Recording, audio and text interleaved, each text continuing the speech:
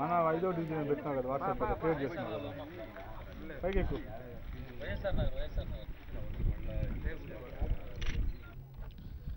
2007లో దివంగత నేత అప్పటి ముఖ్యమంత్రి రాజశేఖర రెడ్డి గారు దాదాపు వైఎస్ఆర్ నగర్లో 7,000 ఇల్లు ఆ రోజు పేదలకు ఇవ్వడం జరిగింది.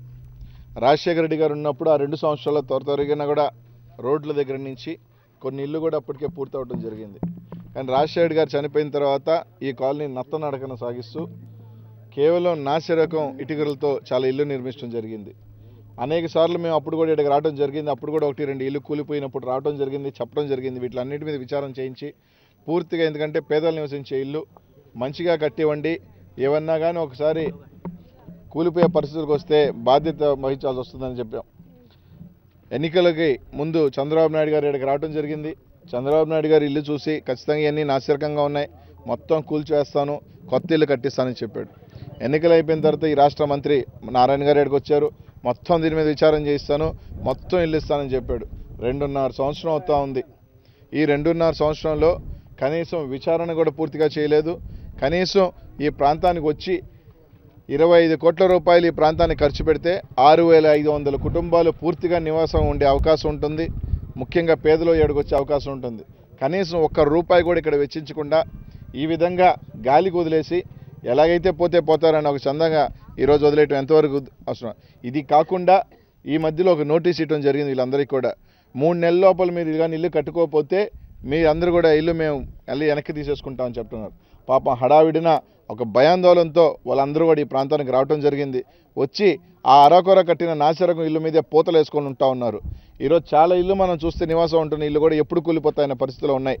ఈరోజు ఇప్పుడు ఇక్కడ కూలిపోయిన ఇల్లు 10 నిమిషాల క్రితం ఆ కూలిపోక ముందు పిల్లకాయలు ఆడుకుంటా ఉన్నారు.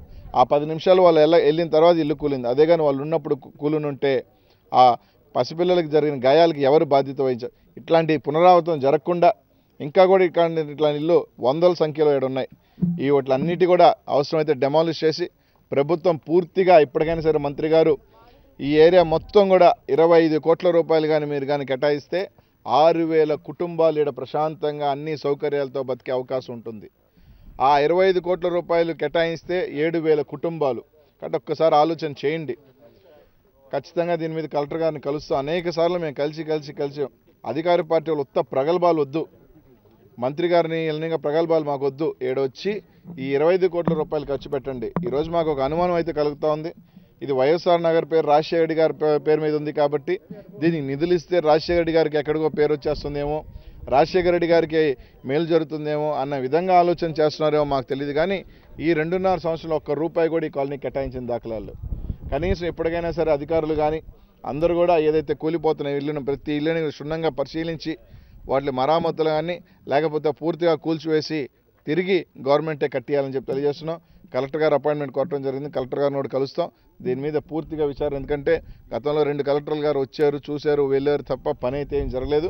ఈ కలెక్టర్ గారి మీద నమ్మకం మాకు ఉంది. ఖచ్చితంగా దీని మీద విచారణ చేసి ఆ 25 కోట్ల రూపాయలు ఖచ్చితంగా దీని మీద ఈ కాలనీకి వెచ్చిస్తే అందరూ 6,000 కుటుంబాలు బాగుంటాయని చెప్పి ఇప్పటికే 2,000, 5,000 రూపాయలు తీసుకొచ్చుకొని కట్టుకునేది కాకుండా బ్యాంకులో ఏదైతే లోన్ ఉందో బ్యాంకుల ఒత్తిడి కూడా ఈరోజు ఎక్కువైపోతుందో లోన్లు కట్టమంది ఇళ్లలో చేరకుండానే లోన్లు కట్టే దుస్థితి రావడం నిజంగానే బాధాకరం. వర్షాకాలం వస్తూ ఉంది. ఈ వర్షాకాలంలో ఇంకా ఇల్లు కూలిపోయే పరిస్థితులు కూడా ఉన్నాయి. కాబట్టి ముందు జాగ్రత్త చర్యగా ప్రతి ఒక్క ఇంటి కూడా మళ్ళీ ఒకసారి సమీక్షించాలని చెప్పి కోరుతా ఉన్నాం.